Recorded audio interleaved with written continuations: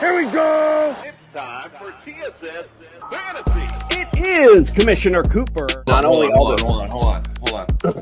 That's a big balls move. Do you want your title?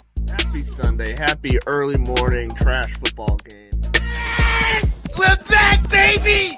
Let's go! Feud with Aaron Rodgers. I almost got banned off TikTok for the thing that he did. Repaired MCL sprain in his knee. He has had some nagging hamstring issues over the years. Listen, my beloved Jets are trash.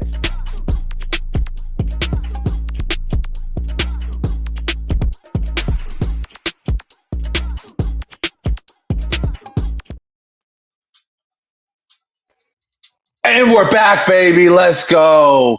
TSS Fantasy back in your house, and we're loving it. And if you're watching the Oscars right now, just put us on your phone, put us in the background. We're going to be talking about your favorite free agency studs.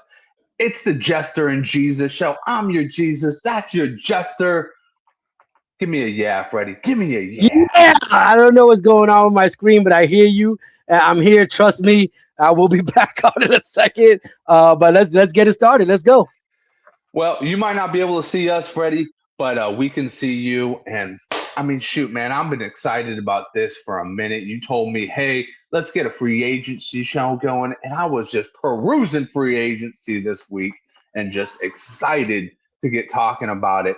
But as usual, guys, you know us. We're always trying to hook you up with the deals. So right now, go to fastdraftapp.com and sign up. You can get up to $50 match because it's never too early to get your drafts going, especially when free agency starts hitting. You start going, oh, is that guy going to be good on my team? It's never too early. Remember that. Even if your wife says it's too early, it's never too early to get those fantasy football leagues up and going. And as always, if you're looking for your bling, you're looking for that championship belt, you want to represent. I know Freddie came so close to that championship belt last year, but he got too many. He knows all about this place, proambelts.com. Go check them out. They really do make top-of-the-line stuff, man. They make some of the best quality belts out there. And we just lost Fred for a second, but Fred's back. And, you know, Fred can attest to it. He could probably show you a couple of them. They are top-notch, best quality out there. Even considering Trophy Smack, I think they're a lot better quality.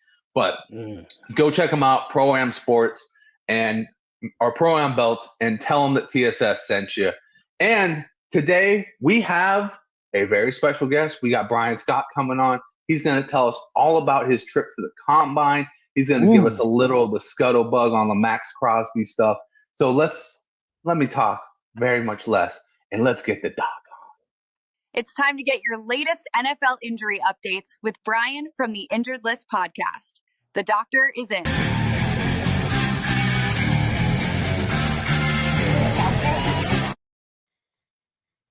Gentlemen, Brian, being a Giants fan, you got to be happy, right? I mean, shit, everything's starting to come together for you guys. You're starting to get a little bit of offense around the kid. I mean, other than being a doctor, being a Giants fan's got to be like right up there, right? Yeah, well, that carries with it its own stress. But I'm very excited, and I like the way things are going. I like the direction we're headed here in the offseason. Some nice moves they've made for sure.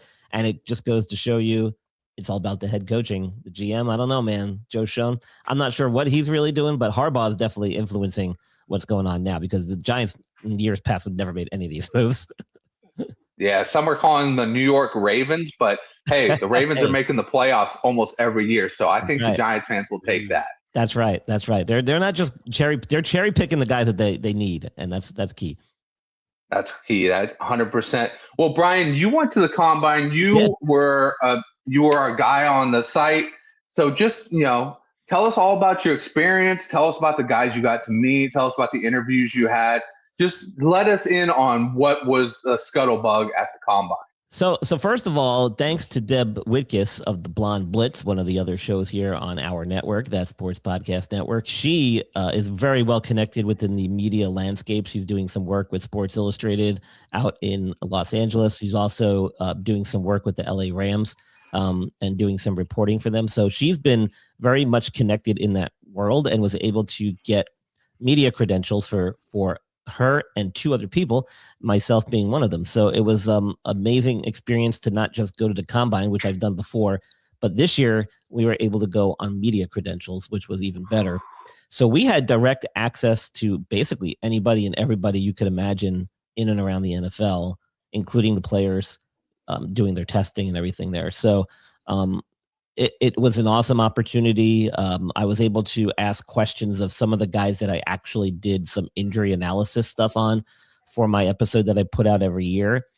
And if you watch my episode, I actually did kind of like a documentary style where I kind of documented my trip to and from the combine and my experiences there behind the scenes and in the media room, interviewing players. They basically herd them around like cattle throughout the week and break them down by position. So every day there's a different position group that comes through the media center. They come through in special time allotments where they in a schedule basically where they'll march them out in front of the podium and basically the media's open-end game for questions, and they're usually kind of escorted around by an NFL handler or one of the scouting combine handlers. So they're on kind of a tight schedule. They make sure they hit the rounds of getting on the podium, getting to the bigger shows like Rich Eisen was there set up with his studio. The NBC Sports guys were set up there, including Mike Florio, Chris Sims were there doing their show. So they'll take the players around to make sure they get their media exposure on the big shows. They'll also go to the podiums where basically any of the media can ask questions. And it was just awesome because you're up front and center. And then usually the latter half of the day for those position players is when they get on the field, or they'll do their medical screenings and all their other stuff, which is kind of more behind the scenes. Nobody really has access to that. But if you watch the video, you'll see I got to ask questions of Drew Aller, the Penn State quarterback, because he's coming off a major ankle injury and surgery that ended his season prematurely. So there was a lot of questions around his ankle and how he's recovering. Garrett Nussmeier from LSU, another quarterback that was battling some injuries throughout the year. A lot of questions about that. And some of the stuff I didn't even have to ask. A lot of it was volunteered by the players themselves because they knew it was going to be an issue, or some of the other media members were asking questions as well. So I just kind of listened in and got some information and see if I could kind of, decipher what they were really saying. So that was really great for me on that end, which allowed my analysis to really kind of be fine-tuned.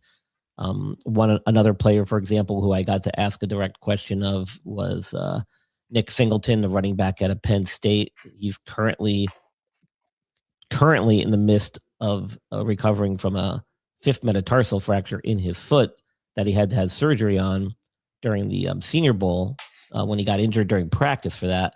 And he was still on a knee scooter. He wasn't even walking yet in his boot. So that told me right there that he was probably less than 4 weeks from when they actually did the surgery. And he said everything's coming together well and stuff, but he wasn't able to do anything at the combine, but he was there. So that was cool to see.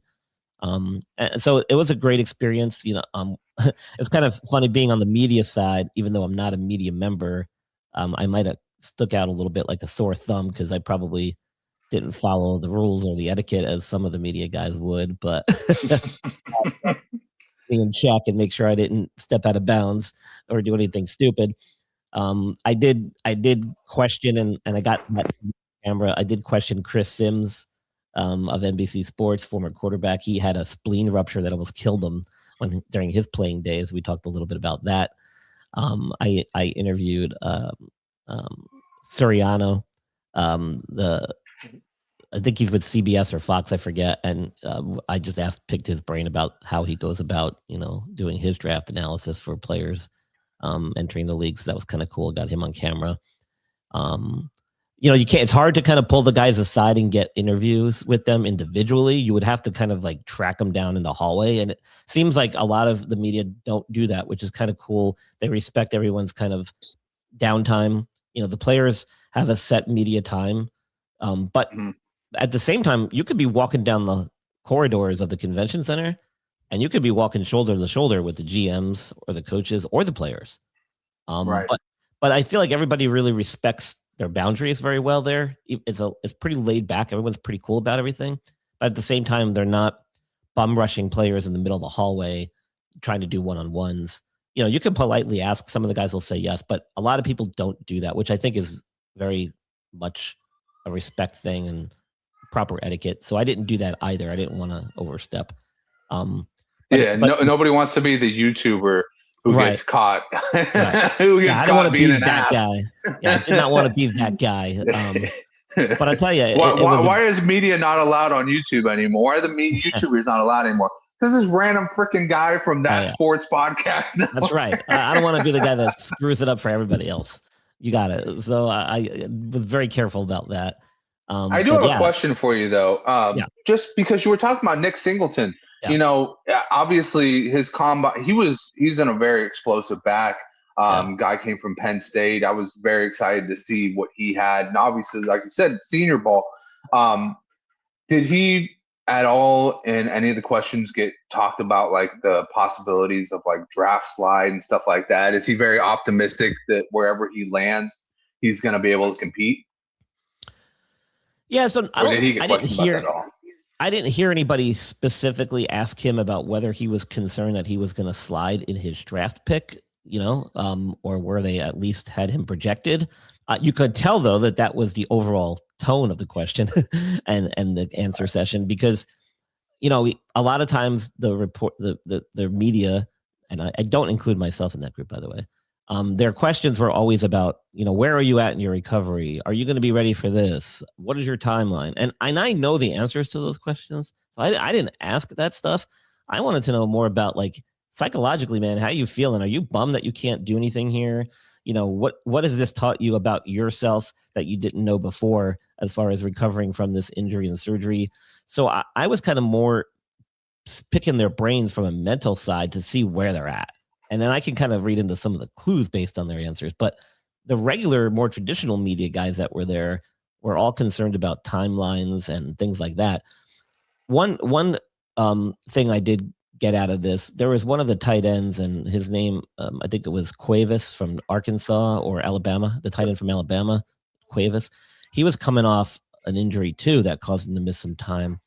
And I had a chance to ask him. He gave a great answer. He's like, listen, everybody knows I was out. Everybody knows I missed time because of an injury. And that's a question that I get from all the organizations and teams here. He's like, all I can do is tell them, hey, I'm good. I'm ready to go.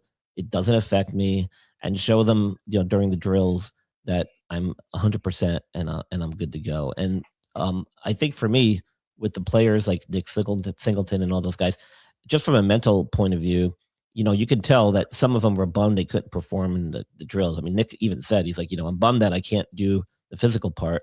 He's like, but my teammates are here and they're doing it, and I'm here and they're supporting me and I'm supporting them, and we're cheering each other on and stuff. And he didn't seem too concerned about his physical. To be honest, I'm not overly concerned about him in particular when it comes to his longevity in the league because of this particular injury and a little setback. He had a Jones fracture. They fixed it. And 9 times out of 10 in athletes, you're going to fix it. It was just bad timing, really. But if you think about it, maybe it was the best timing, because he'll be ready come training camp. There's no doubt in my mind. Usually by 4 to 6 weeks, they'll let him start weight bearing. He'll start running and doing stuff by 6 to 8 weeks. Assuming everything goes well, that's healed, and there's no issues. That's a surgery that a lot of times we'll do anyway, regardless of whether we think it's not going to heal. There is like a 30% chance that those could not heal if you left it alone.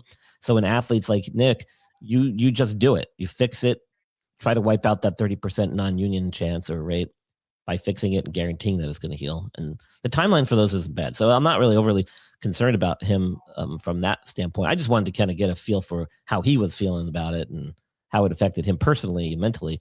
And I was able to do that because I was in the media credential. So it's kind of cool.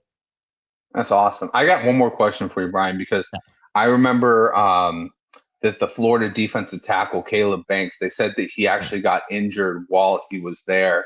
I was just wondering, did you have any, and I think it was a metatarsal as well, did you have any like idea of like how long he was going to be out? Was there any chatter around, because obviously, unfortunately, he was looking like a first round pick. And when you have a broken foot, and I don't know if the rumor was that he did a couple drills even with the broken foot before he knew it was fully broken. And I just wanted to kind of get if you had any information on any of that. So it's funny because I left on Saturday or actually Friday afternoon, so I missed some of the on-field stuff with the more skilled position players, but I was there for the linebackers, I was there for the tight ends and the offensive line or defensive line. One guy I remember injuring his hamstring during the 40. You could tell he pulled up. I think it was one of the linebackers. But you don't really hear about it much after that because at that point, their media time is over. They don't have to answer questions unless you're able to track them down somehow. So if they get injured while they're doing their on-field stuff, it's always after the media portion. So there really wasn't much to talk about except that they got hurt. Yeah, you don't really know the extent of it. I'm sure they got worked up, and I'm sure that if the teams wanted to, since they're there, they probably got access to everything right away, which may not even necessitate like a follow-up visit or exam. So the problem with Caleb Banks was apparently he had an issue in a similar issue with his foot during the season. So it's questionable about whether he had an injury that maybe got re-aggravated or he had a complication from a prior injury that got re-aggravated during the combine. But from what I read, that it was like a fourth metatarsal fracture, which is not a very common type of fracture you see. Usually it's the fifth met. So a little concerning in that regard that it's a little bit of an abnormal injury pattern. But as far as your question goes, you don't really hear much about specifics at the combine, and there's no way to ask them questions unless you're able to track them down and find them. And at that point, they're probably not going to answer questions if they got hurt during the drills. I can tell you the linebacker I saw get hurt with his hamstring. He pulled up, kind of grabbing his hamstring. He looked a little lame.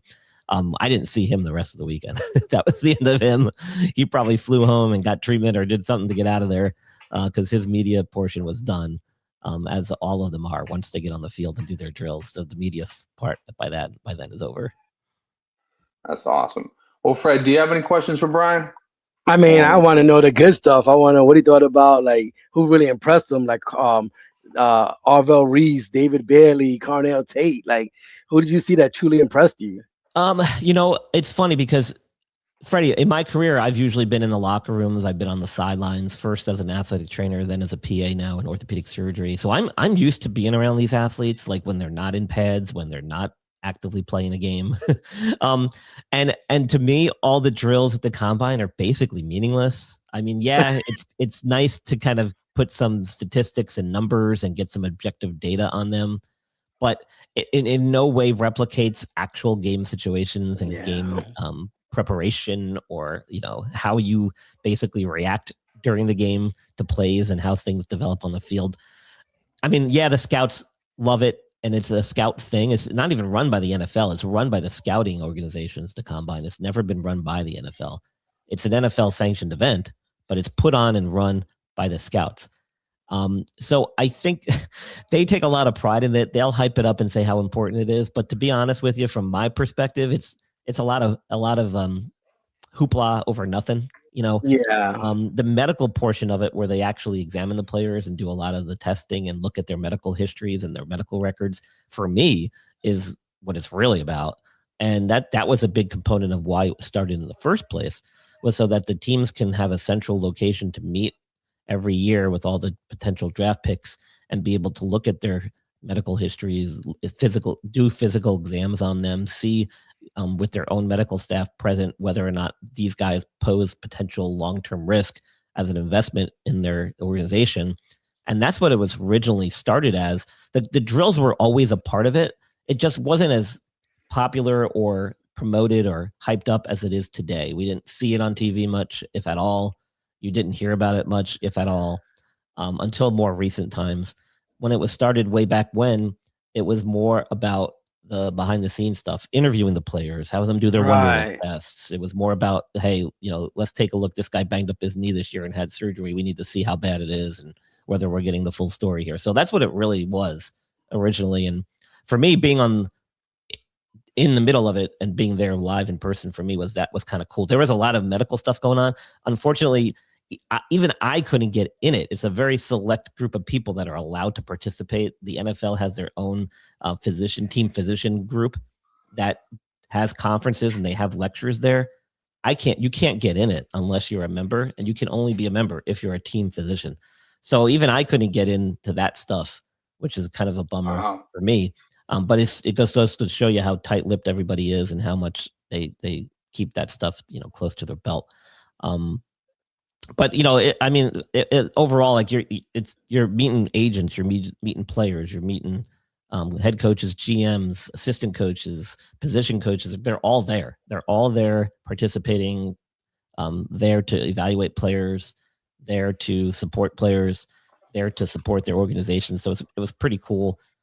Deb and I actually even did a segment with the guys who make the bench, the dragon seats are the benches that on the sidelines in the NFL. Those guys, they were awesome. There. They had their product there. So we were like, hey, let's talk to them, get them on camera. So it's just, there's a lot of stuff going on around it. It's not as kind of big as like the Super Bowl, but from like that perspective, but it's still pretty cool. And there's still other things going on outside there. So, but yeah, I watched my documentary. I did my episode as a documentary style. I hope you like it. I put it out last week when I got back, and it kind of gives you behind the scenes. It summarizes everything, my trip, my experience, and Deb's in it a little bit, and I highlight some of those things that we did together, like the Dragon Seat guys. So it's pretty cool. Nice. And it's gonna be on the channel, right? Yeah, so it's already up. It's been up for about a week now. It's up on the channel, that Sports Podcast Network on YouTube. And then if you want to hear the audio version, it's released on all the podcast stuff too. Well, I know what I'm listening to on my drive to work tomorrow. Fred, do you have any more questions for Brian? No, I can't wait to see Brian when it comes to the draft. See what he could tell us then if he has anything else new. So take a look. 100%. I mean, so probably the biggest player coming into the draft that I featured on the analysis that I did during my documentary style episode was Jordan Tyson, the wide receiver from Arizona State. So this dude is, projected number 1 wide receiver. Everyone's hyping him up. I have a lot of reservations. There's a lot of red flags in his medical. The guy had a pretty serious knee injury that cost him almost 2 seasons. He lost time last year due to a hamstring injury. So buyer beware is what I say when it comes to the draft, and you have guys coming in with injury histories. One of the famous guys I featured years ago was Brandon Ayuk. And we see what happened to your boy, Justin, this past season, coming off an ACL injury the year before. So was it an ACL or was it a brain injury? I don't know. I don't know what takes you away from $27 million, your knee or your head. Well, who knows? But he's a prime example of why I do my feature pre-draft injury special, because, these guys, some of these guys are super talented. They have all the physical attributes. The combine, they shine. They look really good. Teams kind of get impressed by that. GMs get impressed by that. Head coaches sometimes get impressed to that, to the point where I feel like they neglect the film and they neglect the fact that these guys sometimes have lost a lot of time due to injuries. And 99% of the time, that translates over to the NFL. It doesn't go away. You don't all of a sudden go from major injuries at college level to no major injuries at the NFL level. It's a different game. It's much faster, much more of a higher impacts. The speed at which these guys play, the power with they're hitting. You talk about the best of the best now. It's not like you're playing, low-level college teams anymore. You're playing the best of the best at every position every weekend. So it's pretty rare that a guy will have an injury history and have lost time in college to injuries, enter the league, and then all of a sudden never get hurt. It just never happens. So buyer beware is what I always say when it comes time to the draft. You might have to sometimes bite the bullet and go past a player who might be the best one or number 1 on the board and go for somebody who is going to give you more availability, which is usually the best ability. That's it. 1,000%. Well spoken in that one. Check out Brian's documentary-esque view through the combine. And as always, check out Brian's Injury List podcast. It is well informed. He is one of the best in the business. and he is our hidden gem here, honestly, at That Sports Podcast Network. Brian, we're going to send you out with NeuroGuard, and hopefully we're going to be seeing you on more future podcasts and hopefully a draft podcast very soon. Yeah, well, I'm gonna probably put out a little thing about the Max Crosby situation, because that was something we kind of touched on a little bit before we went live here. Oh, you know what? I totally brushed past that. Yes. Oh, that's okay. Please give me a little synopsis on that, please. I want to hear from a doctor. Okay, so my whole take on this, all right, just to try and summarize real quick. Did the Ravens, were they a little bit dirty-handed in this? Yes, I do think that they played their cards. Their poker face was definitely on. However, the league allows you to do that. You can bring a guy in, you can agree to a trade on paper, even, verbally. And if the medical doesn't look good, you can nix the deal. That's part of it. That's a perfectly legit thing to do. And the Ravens use that to their advantage. Now, whether or not they were waiting for Trey Hendrickson to become available, and that's why they decided to do it, were they really intentionally going to sign both of those guys? Or did they honestly not know the full extent of Max Crosby's issues until they were able to review all of his medical records? That's very possible. The real world answer is that most of these guys shouldn't have all their medical information shared with every team in the league. Nothing would ever get done. Everybody would know everything about all the players. I don't know how that would be possible when there's still HIPAA laws that apply to some degree. That means like all the doctors were talking with each other and stuff. And then what I found very odd was the fact that the Dallas Cowboy team physician, Dr. Daniel Cooper, was brought in as a consultant. And suddenly the Dallas Cowboys are now no longer interested in signing Max Crosby, even though before that happened, they were. So that to me raises a very big red flag. And I kind of wish the NFLPA would step in that situation and say, wait a minute, you can't have that. That's a conflict of interest right there.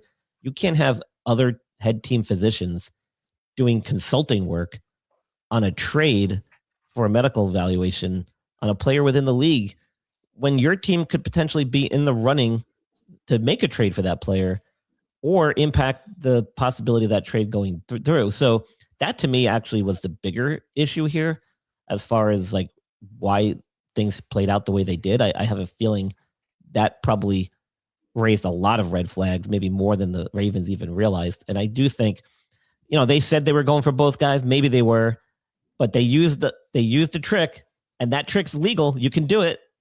Medical can nix a trade, man. Unfortunately, no people don't like it, but it's the fact. It's a fact. So, did the Ravens, were they probably not as honest about things as they could have been, and probably did a little dirty-handed move there? Yeah, they probably did. But you know what? If you don't like it, change the rules. It's all legal, but you know what? At the end of the day, Max Crosby is just going to take it on Lamar Jackson. That's just how it's going to happen. Listen, he's not, and I will say, hearing the surgery he had, the injury he had, meniscus injury, meniscal repair. Apparently, there was some cartilage damage as well. He just started walking. He's been off of it for like 6 weeks. I mean, these are all major red flags. The injury itself is not a good one, especially when you're at the stage of his career Max Crosby is. I mean, he's 29. He's been in the league a long time. This is not like a benign injury. This is a injury that could potentially affect his career going forward. There's no guarantees that what they did during the procedure is going to take 100% and heal. So, I mean, I can understand that the Ravens, if the medical portion was more concerning than they originally thought, I can understand that. The sheer fact that they knew he had surgery, to me, that's not enough information. Until you get your hands on all the actual scans, the images from the procedure, you were able to see firsthand how they repaired it and what they did. It's all in the details. And until they get all those details, you can't make an accurate prediction or evaluation of the player. So I hear a lot of people say, well, they knew he had surgery. Yeah, that's only part of it.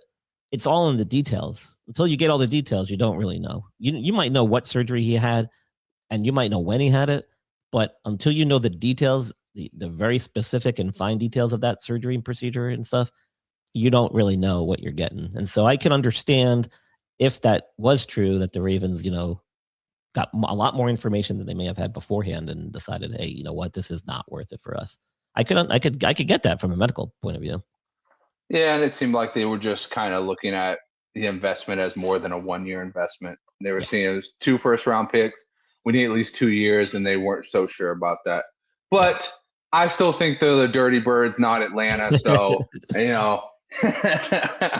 but thank you once again, Brian. Yep. We got to get to some free agency stuff, but we appreciate all of the knowledge, man. It was a blast. And like I said, go check out Brian's documentary, man. Documentary S Combine. Little walk through the combine. He is a wealth of knowledge, and like I said, he's still our hidden gem here because he helps us with all of our fantasy needs along with all of our football needs. And he talks a lot of shit about the 49ers being the most injured team in the league. So something about that electrical substation. Something about that electrical that EMF. Those EMF waves are really getting to him. All right, Brian, we'll catch you later, all right? All right, guys, have a good one. Hey, Brian. Dr. Michael Hutchison has harnessed the latest in neuromuscular dentistry and impact technology to develop a mouthguard that does more than protect. It enhances. NeuroGuard Plus isn't just a mouthguard. By focusing on the jaw's physiological position, it provides an added layer of neuroprotection, significantly reducing the risk of sports-related neurological injuries. All athletes should be using a custom mouthguard designed to their bite position. NeuroGuard Plus was created as a means to maintain your physiological jaw position regardless of your bite. The appliance is designed to optimize your upper-lower jaw relationship to improve your strength, your balance, your oxygen intake, and drastically lower your chance of a concussion. Independent studies have shown that the NeuroGuard Plus will provide you with improvement to both upper and lower body strength. The same improvements were not present with a common mouthguard. Over 6,500 athletes have used the NeuroGuard Plus. Dr. Hutchison is happy to say that the amount of diagnosed concussions is 0.2%. The NeuroGuard Plus offers athletes, coaches, and parents an advantage to keep their players safe on the field. If you or your child actively participates in athletics, they need to be protected from the dangers of repetitive head trauma. Get your NeuroGuard Plus mouthguard today. Click on the link and use code ILP Sports for 10% discount on your purchase. All right. All right, and we are back. And it seems like Coop didn't have a little slideshow for the free agency, little transition. Coop, you better work on that, buddy. Production team, bud. Production. Come you can tell us the off on, season. man.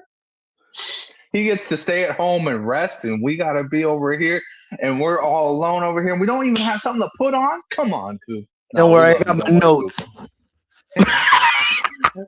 But you know what? I found something for us. Let's get this little breaking news thing going here. Breaking news. The boys from TSS Fantasy still don't know what the hell they are talking about.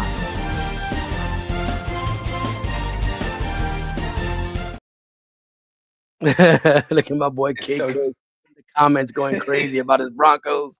Yeah, got free agency, bud. It's too early. You got time, buddy. Okay, man. You got to chill out, dude. The Broncos, are they still paying Russell Wilson over there, bro? Come on, man. You're still paying Russell Wilson. I think the contract actually goes up. I think it ends this year. They got the money off. They got the money off the books. They'll be all right. Yeah. Russell Wilson's over there making $55 million one more time. But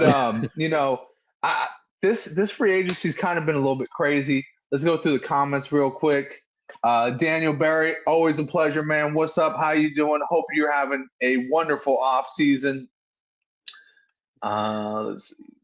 Move it on down. Shit, production, man. He got the cheers sign up here. He's got a beer. Let's cheers it up. We got the YouTube sweaty. YouTube sweaty. Yeah. At first, I thought it said YouTube sweetie. I was like, "Ooh, what the heck? YouTube sweaty." And then, of course, the commissioner has to chime in with his favorite addition, Malik Willis. We'll talk. I mean, that's not a bad place. Yeah, that's not a bad place to start. Yeah. And then K Kush with the What's Good fam. But anyways, let's get to it, Fred. Let's get it started, man. The first deal of the day was Alec Pierce for $31 million a year to the Colts. He stays. Michael Pittman gets traded. this was a huge one, in my opinion, because you didn't want to have Michael Pittman and Alec Pierce on the same team because then you didn't want to draft these guys. Now you got your wish. Michael Pittman's on a different team. Alec Pierce is on the same team.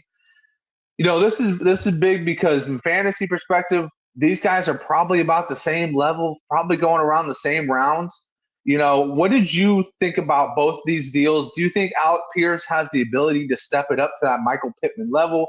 He only had 47 catches last year. Does he have the ability to get 100 catches this year and really make an impact? And Michael Pittman, does he take away from DK Metcalf or does he help DK Metcalf? First, I think you have to include the Alec Pierce signing with Daniel Jones. I mean, they were connecting and they went very well together before he got hurt. They were absolutely killing it. He was one of the top quarterbacks in the league.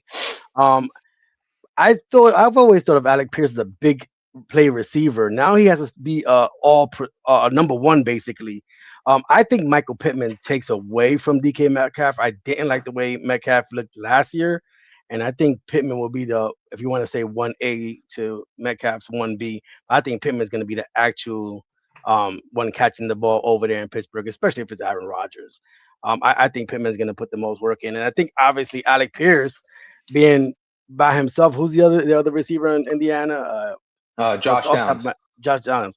I think it helps Alec Pierce only. I think he is the number one receiver there. I think he's going to get obviously more receptions, touchdowns, and yardage. So yeah, I think it helps Alec Pierce a lot, and I actually think it helps Pittman. It takes away from DK, but I think Pittman's going to be the number one in Pittsburgh. I think they both did good deals for themselves. Yeah, K Kush agrees. The Colts signing Alec Pierce and Daniel Jones was big. Yeah, I mean, you got to stick with the crew that was getting you there, man. Those two were doing great stuff. And DK Metcalf, time is taken away from DK Metcalf. Yeah, I mean, he's starting to age. He's starting to age like sangria, man, not fine wine. He's starting to age like sangria. Yeah, yeah. It didn't look. He didn't look too like the old DK Metcalf of Seattle. He looked a little bit slept slower. So. I mean, that's what happens when your whole thing is talent. I mean, when you're just based off of talent and not technique, unfortunately, talent slips away. But yeah, I mean, K Kush also talking about Jonathan Taylor's going to benefit. 100% he's going to benefit. He's going to get more catches out of the backfield too. I think the big benefit's going to be Tyler Warren, that tight end guy. He is going to be getting 100 catches easily.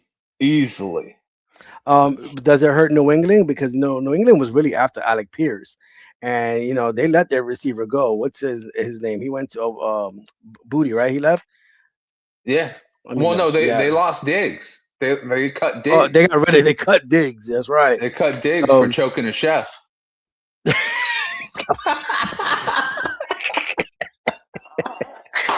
Damn, bro. Good Lord Almighty. Yeah. So. I mean, he said, "You can't burn my food. I'm a millionaire." I actually thought Alec Pierce was going to New England. I thought he was going to be their number one. I think, it helps Daniel Jones that Alec Pierce is staying there. So I think all around, you know what? Now they're talking about it. I think I might. I would look into drafting Alec Pierce as my first receiver. So why not? I mean, the question is, would you look into trading for Alec Pierce? Knowing all the stuff you know now, would you look into that? And would you try and make the move if it meant giving up like maybe a late first round pick? Yeah, there you go. Especially. Mm-hmm. But let's get to a couple other guys. You were talking about the Patriots. They did sign Romeo Doubs. How do you feel about that one? Because that's kind of like a guy who's been mid for a long time, but he's also been on a team with like 5 receivers and nobody's been a go-to. So you put him on a team now. He's officially the go-to guy. How are you feeling about that one? I don't know. I mean, Diggs was a real number one. And who was their other guy? You said Booty left, right? Is he still there? No, Booty's still there. Okay. I know there was another receiver that left New England. I guess off the top of my head, I can't remember. The other one is Pop Douglas. Okay. I don't see Romeo Doubs had his chance in Green Bay to become the number one receiver, and he didn't. He didn't take the opportunity to do so. I don't think I wouldn't go all out my way for Romeo Doubs as a first wide receiver. I wouldn't personally. I don't think he tilts the needle in New England. So my question to you is: if they draft a wide receiver, are you going to take the drafted guy over Romeo Doubs? Oh man! If they draft somebody in the first round, say they draft like obviously not if it's like a Carnell Tate or like he said a Jordan Tyson. Jordan obviously not Tyson. getting those guys, but there's going to be guys on the back end of the first round. I think you have to feed Romeo Doubs. I still think at that point, if you don't get those two top 3 receivers, you have to feed Romeo Doubs and see what you got there. But if you don't know, I don't want to get too far into it because it's free agency. But New England's schedule is very tough this year, nothing like last year. So Doubs is going to have to put in that work, and he has to get with May quickly in the offseason, and they have to work together. Yeah, and you know what? May was slinging it around real well. I think Romeo Doubs will be fine, but I agree with you. I don't think he's the number one option. I don't think he's somebody you really look at as number one option. Let's get a couple other ones. We had some huge ones. We had Ken Walker, Travis Etienne go off the board, and we had Mike Evans go to Frisco. I did not see that. 49ers, baby. I did not see that. I thought he was definitely going to stay in Tampa Bay. I mean, he was the number one. Now, does that make San Francisco better? I think so. He's a legit number one. If he stays healthy, he's a big, strong, and he pulls down touchdowns, receiving yards, reception. I think that is perfect for San Francisco. They are a well-run organization. You got Purdy, you got McCaffrey. I mean, this guy can have a really big season if he stays healthy, and I hope he does.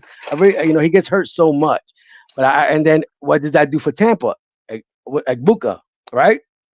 I mean, you got him and Godwin. Godwin's been hurt recently. I think that makes wasn't it Egbuka, right? Egbuka, yeah. I think he becomes the number one because he was showing he could be the number one when they were both hurt. So I think that helps Egbuka. I think great place to be for Mike Evans. The weather's great. The whole organization's great. I was just surprised he left Tampa. I thought he would retire a Buck. 100%. I thought he was going to be a Buck for life too. But I am very happy. I'm sure you're the 49ers right now. And I'll tell you what, you were just talking about the guys in Tampa effects. Brock Purdy, in my opinion, becomes a top 10 drafted quarterback in your fantasy draft. I have no problem going even top 5 because Mike Evans can put you over the top, and he has now 3 options for the red zone. He has McCaffrey, he has Mike Evans, and he has George Kittle when he gets back. Yeah, when George Kittle gets back, you got something everywhere.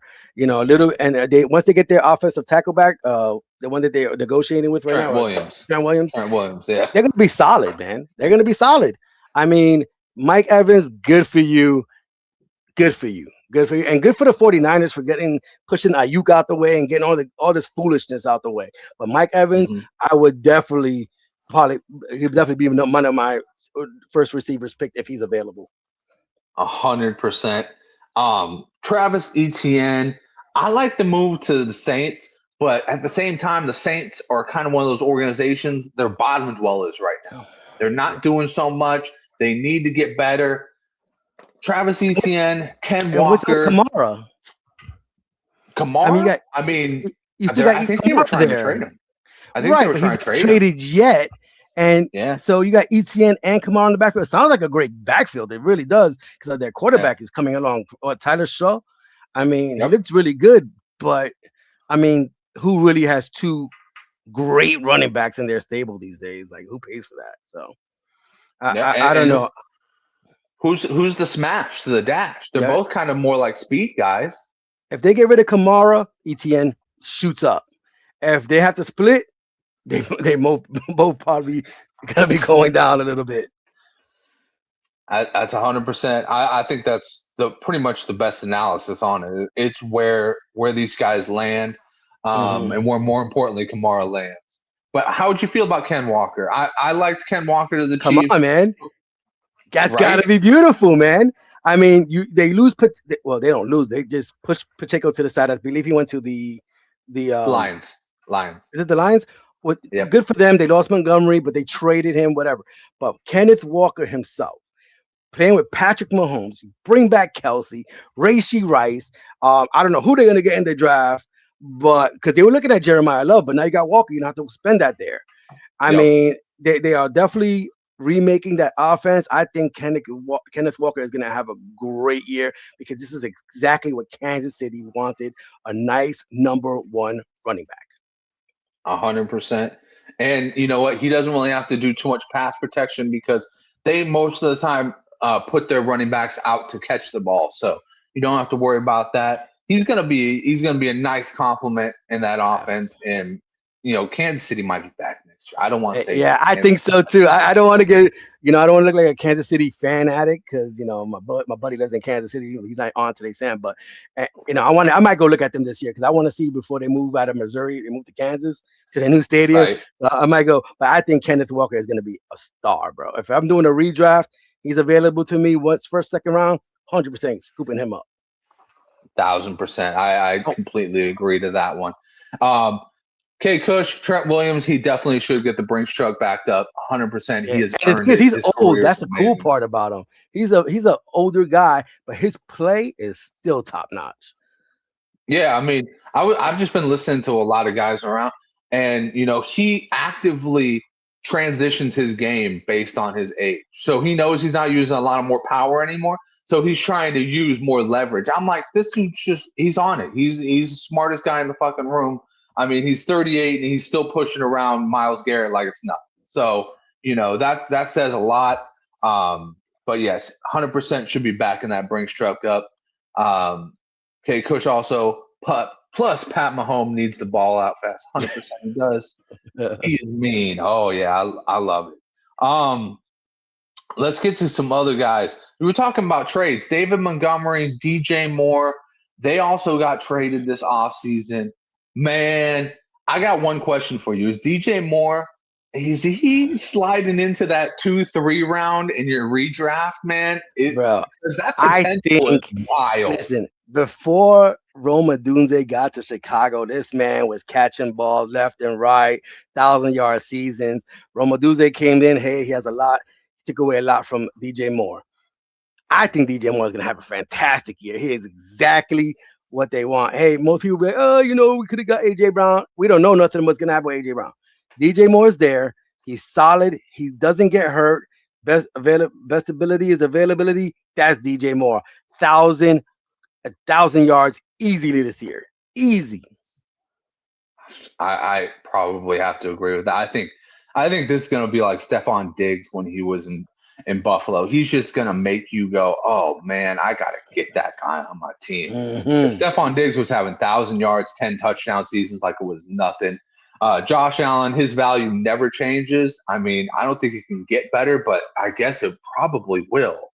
But yeah, I mean, speaking of quarterbacks, you said Montgomery. Let's see who was the running back last year for the Texans. Woody Marks, and he's still there. Now, here goes the thing. Now, is Montgomery going to be used like they did with Gibbs Montgomery? Because Woody Marks was no slouch. I mean, I like Montgomery. I mean, he's a strong back. Does it up his value? I'm not too sure, to be honest. I'm not too sure. I think it's probably the Texans talking about.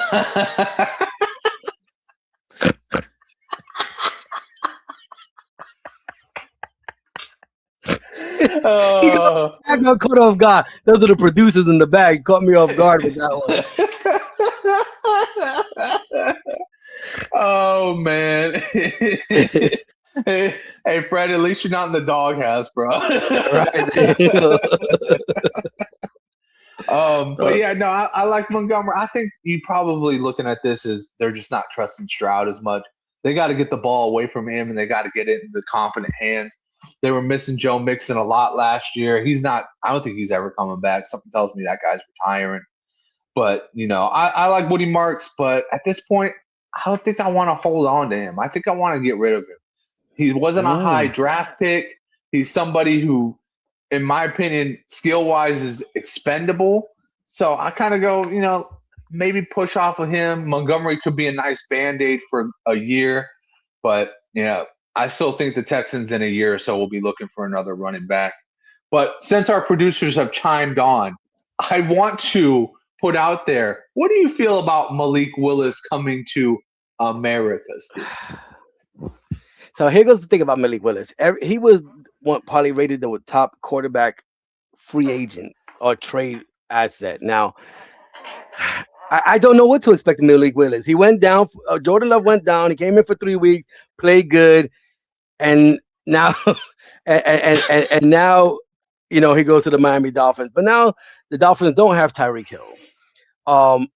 They say Waddle was on and off the field over time with injuries. So, and I mean, they have a good running game. If Malik Willis is what they say he's going to be, like everybody was boasting about him, it's a good pickup for Miami. Can't do no worse. I mean, Tua was bad. So yes, I think Malik Willis should have a good year. Waddle needs to step up as the number one. Achane, keep doing what you're doing, but Malik Willis, this is his shot for a couple of years to show that if he's a good quarterback or not. Because if not, they're already talking about the 2027 draft quarterback class. So if he comes out there and does shit, Miami's gonna have a nice high pick to be fighting for that number one, them top quarterbacks. I was just thinking this one, Jason, too. He gonna waddle his ass off the field every game. You always say. But this is his shot, man. I mean, he has to step up. He has no Tyreek. You got to step up, man. You are the number one. You are the man out there.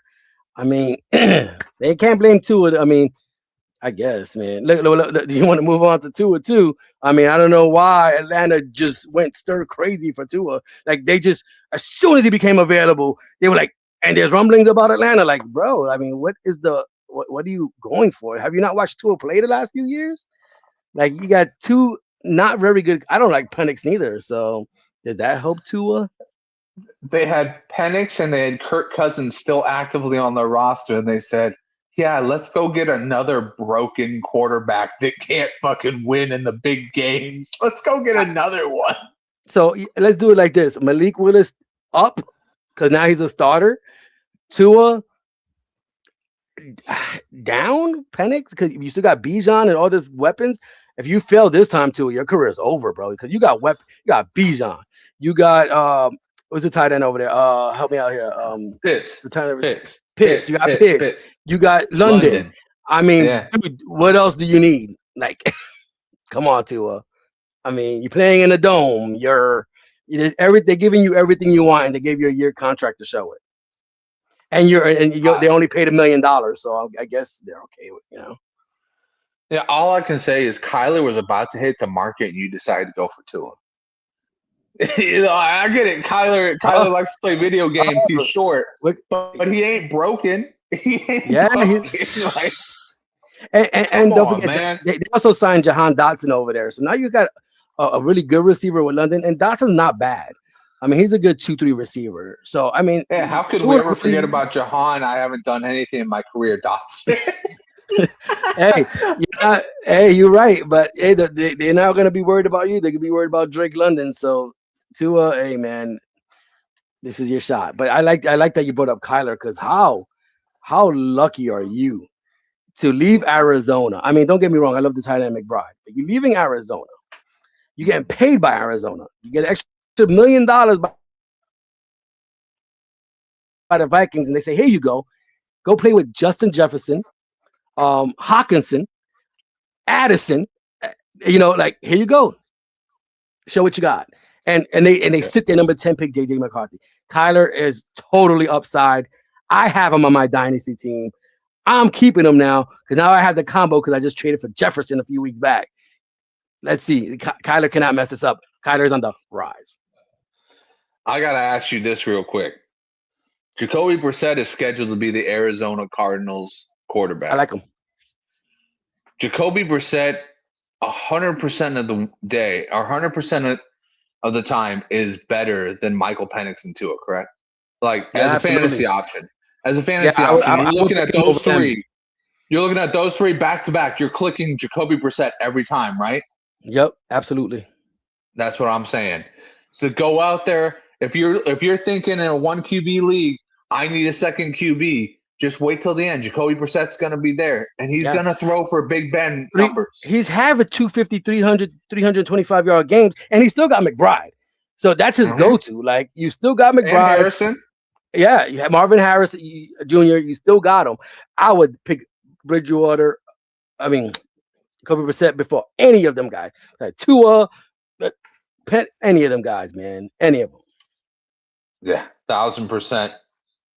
Well, you know what, guys? I just want to do this. Fred, we're kind of running a little bit on time. We're running out here. of time. Mm-hmm.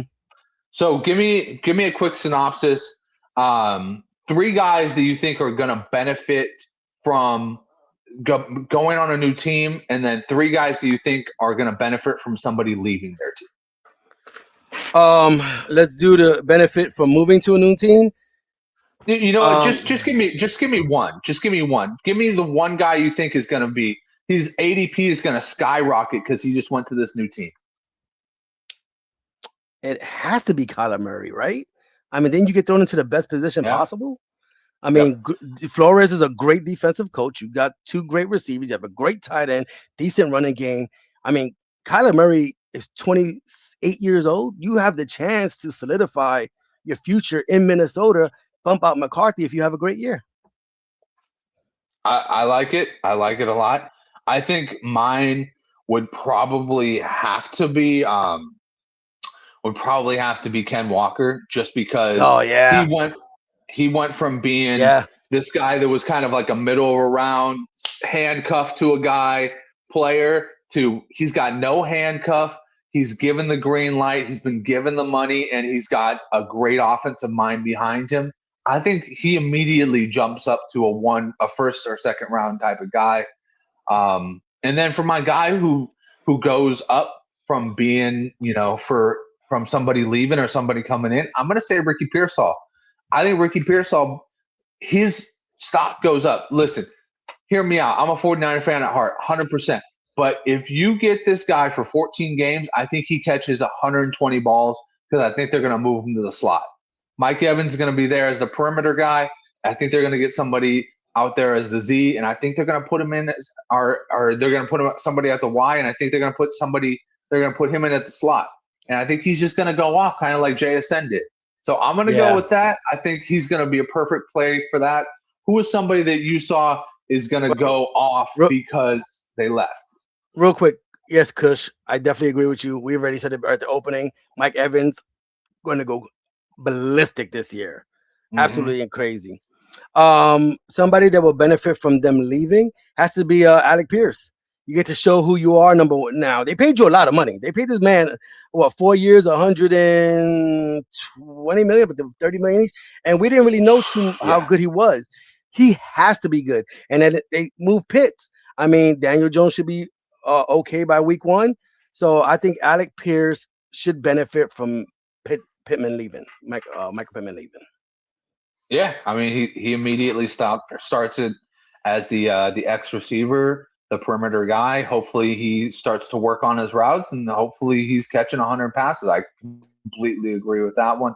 Our producer put up a really great question here. Let's talk about when are you drafting Charbonnet and what's the holdover guy for those weeks? Well, Jason, I think the holdover guy is going to be drafted. I think his name is Jadarian Pierce or Price. And I think he might end up being a little bit better than Zach Charbonnet. At least he's faster. Let me write that down. Yeah, I mean, and then obviously there's a lot of teams that did other things. Like you said, that and some teams made some weird moves, like Wan'Dale Robinson, Tennessee. Is he the number 1 now? They paid him like a number 1. I mean, would I take a flyer on him first 3 rounds? Absolutely not. So, I don't know. But who do you think is going to take over for Seattle while Charbonnet's recovering? Do you think somebody on the market right now, like Rashad White already left? That was one name we thought maybe could go there. Yeah, I don't know about who. I think Brian Robinson's still out there, but also this class is not really loaded after Jeremiah Love. Like, I think Jadarian Pierce is the only other guy who's kind of thought of as like maybe a second round pick. There's Nick Singleton, which we were talking about with Brian, but he's also injured. What's the point of bringing an injured guy in to replace an injured guy? Yeah, I don't know. That's a great question. I mean, you would have to look into when we do the draft show. I mean, we have to look into that. I really don't see who for sure. I mean, you said probably. I have no clue, to be honest with you. I think that's something that you have to draft. Yeah, I mean, all the rumors are saying that it's going to be a draft, and I would think Jadarian Price seems like a good fit. But Kush had a good segue to our next, our final question of the day is who got better with the first week of the draft? Who got better? Who's the one team that you say overall? It's not even fantasy football. You just look at this team and you say, they got better. I think if we're not talking about free agents, we just talk about a straight up football itself. I'm gonna go with the Giants. I think you got the giant Ravens, New York Ravens now over there with Harbaugh. I mean, he brought in Likely, bring in Mooney. You're gonna get Scatterbo back. You're getting Neighbors back. You getting a healthy Dart back. You got the number 5 pick in the draft. If you wanted to take Jeremiah Love or Carnell Tate, Jordan Tyson, I mean, I think the Giants got considerably better. I mean, enough to where they should be able to fight Dallas and Philadelphia for the division. So, and obviously, I know this isn't Joe Shine making all these spectacular moves. Harbaugh has a lot to say about all these moves that they are making right now. So I think the Giants got considerably better. I would agree. And everybody's here. The Jets got better. The Panthers defense. I agree with a lot of that. The Jets defense got better. The Jets defense got better. Brees Hall might not have gotten paid, but the Jets defense definitely got better. Did you see him tweeting out, spending a lot of money over there? I got you, man. I got you, dude. I hear you. I mean, pay the man. Pay the man. If you're gonna make him miserable, at least make him rich. But you know what? I'm gonna agree with Cush's first answer. The Titans got better. They got better. They got better. Overall, you were talking about the New York Ravens. The Titans became the Tennessee Giants because they just kept scooping up Giants players. They got Bellinger. They got Robinson. I think they got a defender from there.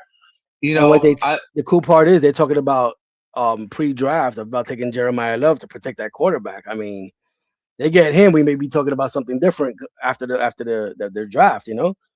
Yeah, and you're absolutely right because now you go out and you get that running back, that key piece, and once you get a running back, that's when you really start to feel like you're a good team, or at least you're a team on the rise.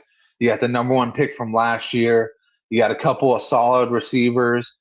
It's going to be fun to be a Tennessee Titans fan next year. I'll tell you that. But anyway, I know we got to go soon, so definitely. Last question I have to ask of you, and then we're gonna go because we know which team didn't get better. Obviously, it was the Dolphins. But does Rico Dowdle hurt Jaylen Warren in Pittsburgh? 100% he does. I think he hurts him worse than Kenneth Gainwell did because I think he hurts him as a running back and not just a pass catcher. Kenneth Gainwell took away from the pass catching aspect of Jaylen Warren's game. I think Rico Dowdle is just a better running back than Jaylen Warren. There we go. And do you want to chime in real quick before we go? Who got worse? Who got worse? Yeah. I'm gonna say this. It's hard for me to be unbiased with this one because obviously I hate all the teams in my division. But I'll say this. I think Seattle got worse because they just didn't go and spend the money they should have on, getting the guys back that they had. They had a young whore.